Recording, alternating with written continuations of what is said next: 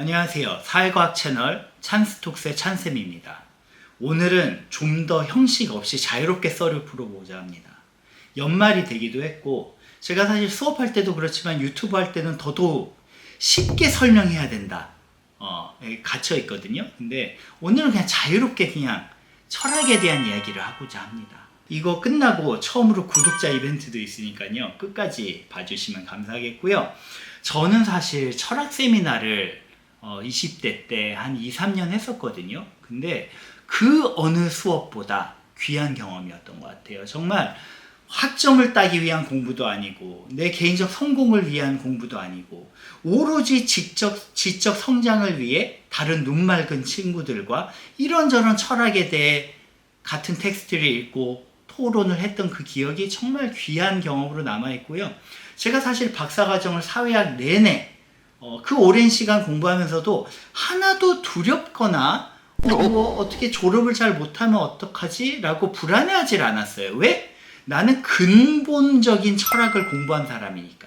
이게 제 자신감의 원천이었던 것 같아요. 그래서 오늘은 철학에 대한 이야기를 하고 연말을 맞이하여 제가 연말하면 떠올리는 사람 미셸 푸코에 대해 이야기하도록 하겠습니다. 5건만 한번 꼽아봤습니다. 제일 중요한 것, 어떤 친구가 나 공부를 계속 해야 돼? 라고 물어본다면 저는 이 책을 한번 읽어봐라. 그리고 거기서 내 기초적인 논리력과 사고력을 키워라 라고 이야기를 하는데요. 램프레이트의 좀 옛날 버전이죠. 램프레이트의 철학사입니다. 철학사가 여러 가지 버전이 있고요. 이 책이 가장 저는 여러 가지 철학에서의 논쟁들을 잘 요약해서 담고 있다고 생각을 하고요. 근데 이후에 서양 철학만 잘 공부해도 이후에 사회학에서의 많은 논쟁들 그런 것들이 다 변주예요. 철학사에서 한 번은 펼쳐졌던 논쟁들의 변주에 불과합니다. 물론 그리스 철학으로 플라톤도 읽고 아리스토텔레스도 읽고 좋은데 저는 데카르트부터 방법소설 되게 쉽거든요. 사실 되게 쉬운 철학책 중에 하나예요. 방법소설은 되게 에세이 같거든요. 거기서부터 시작해서 스피노자가 어떻게 또 대륙 철학으로서 어떤 이론을 정립했고 칸트가 제일 중요하죠. 데이비드 휴을 공부함으로써 모든 걸 회의하고 의심하다가 칸트가 그것을 또 어떻게 극복했는가. 칸트 철학 이후에 헤겔은 어떻게 뻗어나가서 마르크스로 이어졌고 또 칸트 이후에 니체는 또 칸트와 또 헤겔의 그런 어떤 철학을 또 어떻게 또 전복시키는가 이런 것들을 계속 추적하면서 따라가다 보면 웬만한 지적인 사고의 흐름들이 이해가 되기 시작하고요. 내가 처음에는 좀 좁은 지류로서 사고를 했다면 여러 가지 사고의 갈래들과 익숙해지면서 하나의 사고의 바다에 함께하게 됩니다. 그렇게 되면 어떠한 사회과학 분야에 뛰어들더라도 준비가 되는 것이라고 생각을 합니다. 그래서 서양 철학사가 가장 중요하다고 생각하고요. 물론 같이 읽으면 좋은 게 서양사 강의. 여기서 민주주의와 산업혁명 두 가지 어떤 근대 체제에 대한 역사적 이해를 함께하면 좋지만 기본적으로는 철학사가 가장 중요하다고 생각합니다. 그 다음은 선악을 넘어서 이것도 옛날 버전이에요. 니체는 저는 양날의 검이라고 생각해요. 내가 낙타처럼 살아. 굉장히 여러 의무를 짊어지고 내가 장남이야, 장녀, K 장녀야. 이렇게 억압되어서 하루하루를 열심히 사는 사람이라면 전 니체 읽으라고 해요. 하지만 난 이미 너무 리버럴해. 나 막 뮤지션의 삶을 살고 있어. 그럼 전 니체 읽지 마. 더 막 나갈 수 있어요. 약간 이렇게 생각을 하는데 니체를 읽으면서 특히 선악을 넘어서 읽으면 망치로 맞은 것과 같은 지적 충격을 느끼게 됩니다. 모든 걸 해체할 수가 있구나. 그 해체한 속에서 나에게 가장 중요하게 남는 도덕적 준칙은 무엇이지? 라고 묻게 되는 게 니체의 선악에 넘어서인 것 같아요. 또 하나 이제 제 인생에 또 빼놓을 수 없는 게 소유냐 존재냐. 저 원래 프랑크푸르트 학파를 좋아합니다. 또 영어본도 굉장히 잘 쓰여졌어요. 굉장히 평이하게 서술하거든요. 저는 사실 영어본을 읽어보라고 하는데 소유 중심의 이 자본주의 체제에서 어떻게 존재 중심으로 우리의 삶의 양식을 바꿀 수 있는가? 이런 질문을 던집니다. 이 책을 읽으면서 저는 비로소 철학이 우리 멀리 있지 않다. 어떤 지적인 허영이 아니라 우리의 실제 삶을 성찰하는 도구이다 라고 느끼게 된 것 같아요. 네 번째는 루이 알티세르, 막스를 위하여 For Marx인데요. 여러 마르크스에 대한 해석을 읽다가 알티세르로 저는 영향을 받았던 것 같은데요. 영어 책도 되게 멋있게 생겼죠. For Marx. 네, 멋있게 생겼는데 여기서 배우는 두 가지 개념이 중증 결정이 가장 중요한 overdetermination.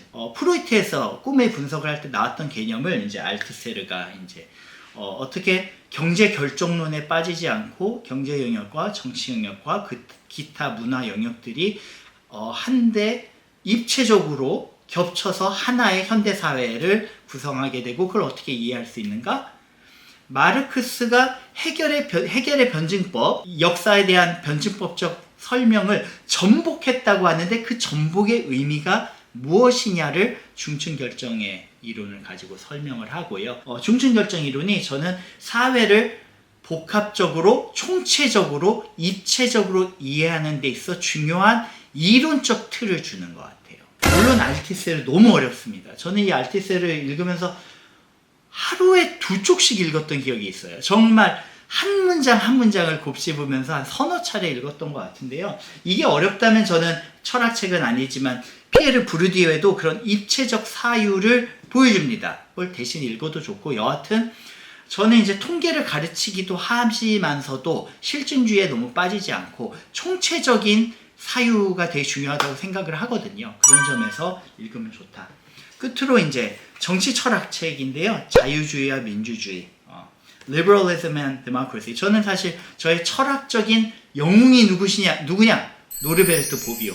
네, 이태리 학자고요. 그람시 이론에서 이제 파생돼 온 것인데 자본주의와 민주주의가 가지고 있는 긴장을 이론적으로 잘 보여주고 있고 자유주의와 민주주의는 서로 다른 전통으로부터 출발된 상이한 정치 철학적 조류인데 그것이 어떻게 합쳐지는지 또는 어떻게 분리될 수 있는지 경제체제로서의 자본주의와 사회주의, 정치체제로서의 독재와 민주주의 이 두 가지의 축 속에서 좀 더 민주주의적인 대안체제의 가능성을 모색하는 것이 노르베르토 보비오라고 할 수 있습니다. 저는 사실 크리스마스 이브였어요. 한 20년 전인데 교보문고에 갔던 기억이 납니다. 다른 친구들은 3, 4, 5 모여 친구들과 만날 때 저희 교보문고 혼자 갔어요. 되게 분위기가 좋거든요. 교보문고에 가가지고 이 책을 골랐습니다. 감시와 처벌. 이것도 옛날 판인데 저기 썼어요. 크리스마스 이브에 교보문고에서 구입. 첫 느낌이 매우 좋다. 우리는 권력의 실체를 직시해야 하는 것이다. 이제 그러면서 예수의 탄생과 이 책이 사실 왜 크리스마스 이브를 떠오르게 되냐면 앞부분에 굉장히 생생하고 충격적인 신체 형벌인 고문에 대한 서술들이 있어요.